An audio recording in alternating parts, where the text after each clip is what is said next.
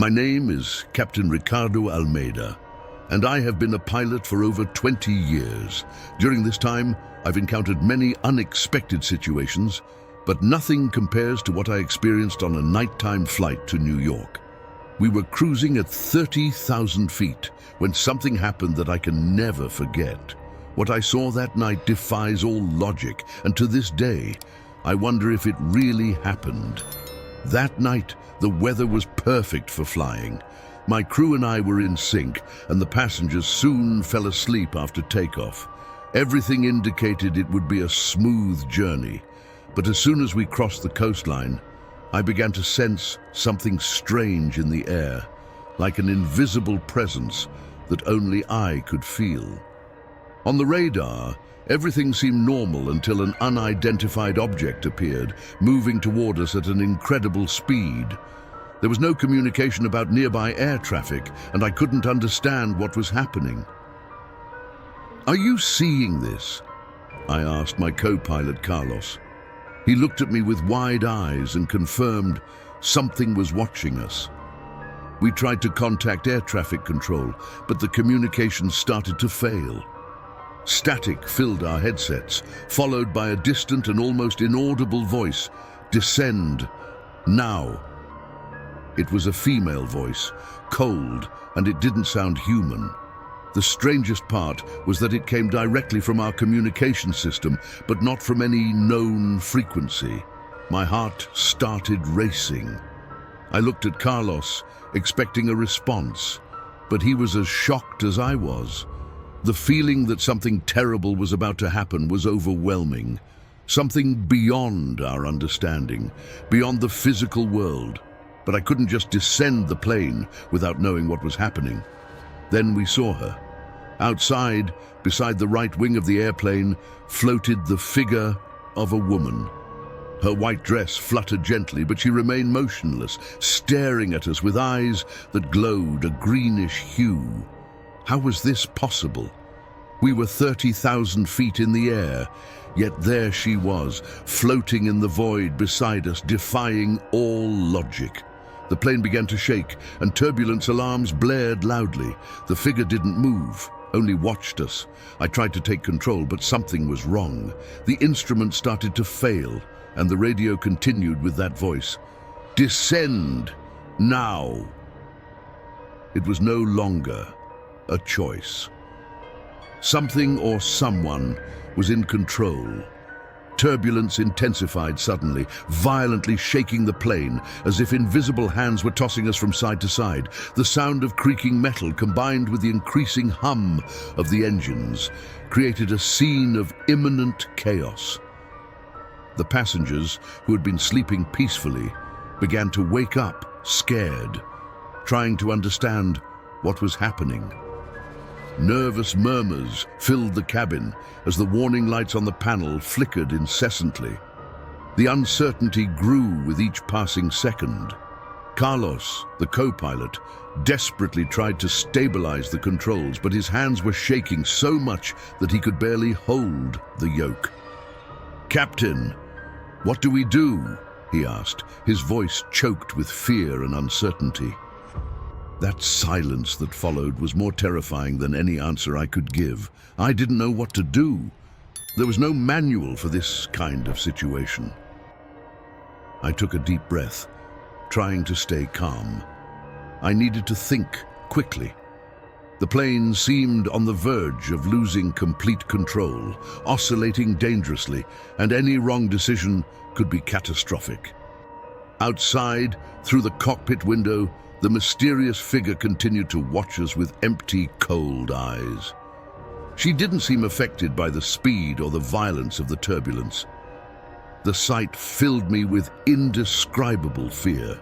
Who or what was that creature? I knew that if I didn't make an immediate decision, everyone on board would be in mortal danger. However, following the instructions of that enigmatic voice echoing in my mind seemed risky. What would be the cost of ignoring it? Was this voice part of the solution, or would it lead us to something much worse? The cockpit lights flickered once more, and the control panel began to display confusing information, as if the system itself was being corrupted. It was then that the figure outside disappeared as suddenly as she had appeared. Even so, the feeling of danger did not lessen. On the contrary, it became more intense. Suddenly, as if an invisible force grabbed us, the plane was violently pulled downward. The altitude began to drop alarmingly, and the instruments sounded the alarm. Loss of altitude. The engines, which had been roaring powerfully, started to sputter and fail. Losing power inexplicably, it was as if something bigger than a simple mechanical failure was at work. Something beyond human understanding. Every attempt to regain control was thwarted by this invisible force, which seemed to toy with us like a predator playing with its prey. This isn't a mechanical failure, I thought. There was something deeper, something sinister acting upon us. The passengers were now in complete panic. Screams and cries filled the cabin as oxygen masks automatically dropped, swinging in the air like silent reminders of the gravity of the situation. The flight attendants did their best to keep people calm, but the fear was palpable, almost suffocating. The terror in the passengers' faces reflected the growing panic we felt in the cockpit. That woman, or rather that figure that had accompanied us since the turbulence began, was responsible for all this.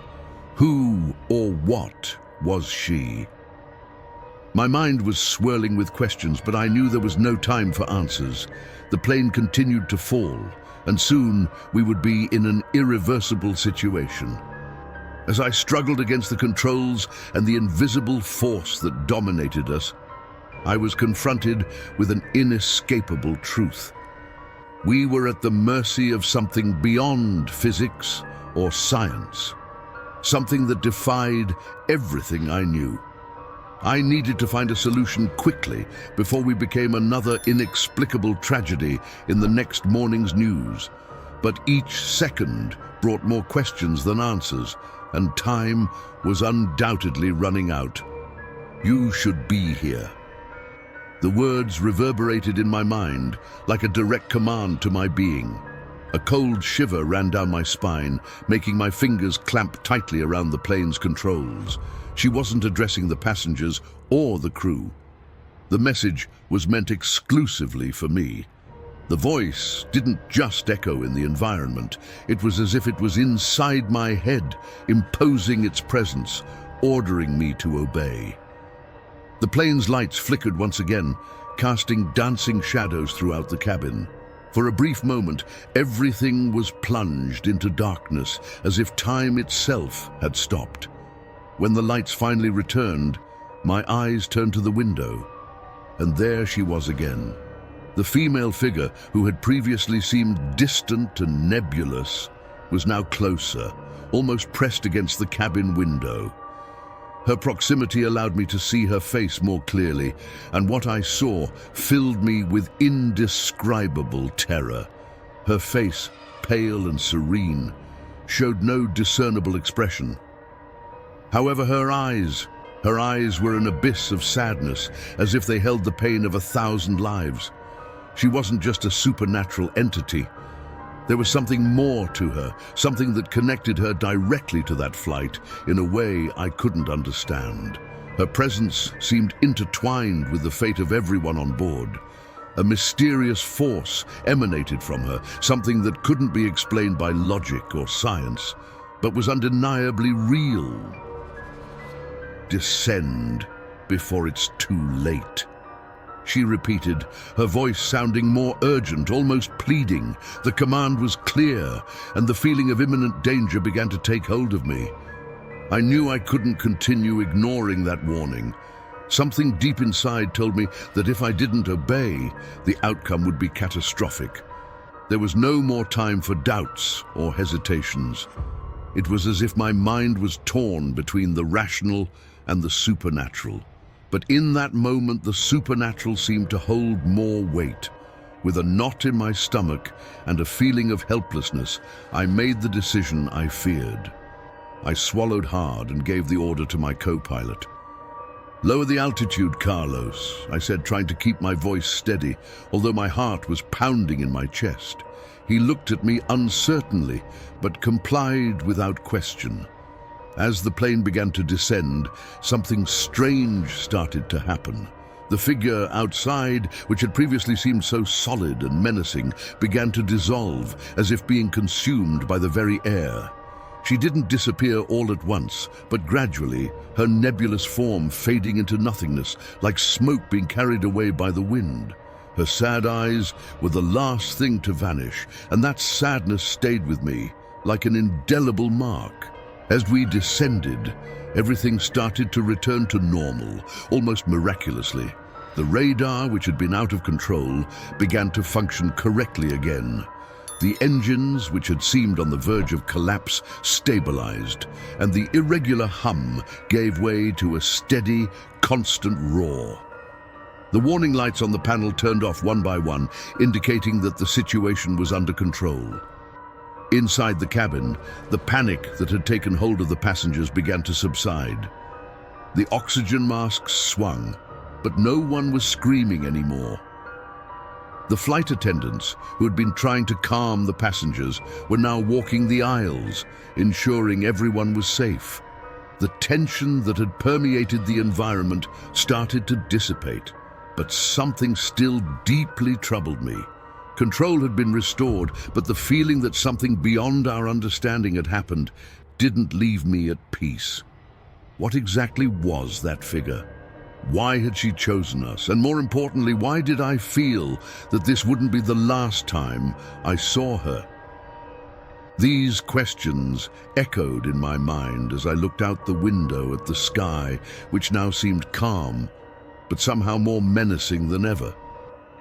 When we finally landed, relief washed over me, but something deep continued to unsettle me. I knew I could never tell anyone this story without being seen as crazy. What I saw that night defied any logic or scientific explanation. A supernatural presence had manifested before me, and the feeling that that figure was still out there somewhere lingered like a shadow, waiting to return. As the passengers disembarked, still stunned by the turbulence, I felt isolated, trapped by the mystery I had experienced. To others, it was just a frightening, albeit common, experience. For me, however, it had been an encounter with something incomprehensible. The sad look in that figure's eyes, her insistence that we descend, and the disturbing silence that followed her departure. All of this echoed in my mind, making me question what really happened that night. Years have passed, and I've never experienced anything similar again. Every flight proceeded normally, with no signs of strange phenomena. However, the memory of that night remains vivid.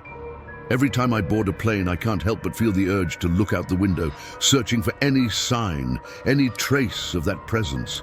Something inside me knows that the story isn't over, and that doubt never leaves me at peace. To this day, that feeling haunts me. Will she ever return? I keep wondering if it was just a one-time encounter, or if, on some future flight, the figure will come back, watching me with those sad, mysterious eyes.